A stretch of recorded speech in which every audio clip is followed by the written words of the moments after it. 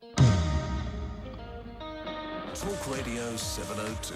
All right, I mentioned Paul Simon. He's currently visiting South Africa, commemorating the 25th anniversary of the release of Graceland. The Graceland album started out a cross-cultural experiment.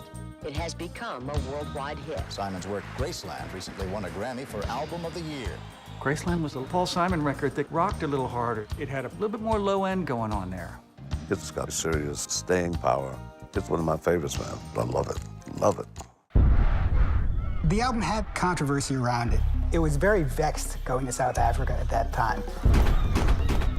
When Paul Simon was in South Africa in 1985, it was at a moment of high struggle.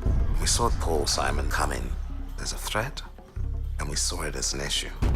The idea was to keep South Africa isolated, and you got the feeling that Paul Simon had gone in there on a stealth mission and violated the cultural boycott. We are calling upon all international artists to stay away from our country. What made you to go there? I was invited there. I was invited by black musicians. They felt very strongly that they wanted to get their music out. I knew that Graceland was going to be a smash and it's going to play to many people who've never heard of South Africa. Isaac! Oh my God! It's Boney's father. Hey. Graceland set a tone of hope in my life.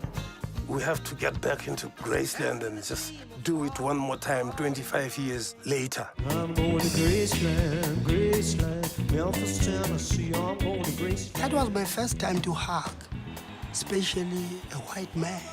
When I finished that, I said, I'm in jail now? It was this synthesis of two cultures, and you felt it in the studio, you knew it was happening in the country, and it was just, boom. People, despite their color and their creed, where they come from, can work together. That's what Graceland meant to me.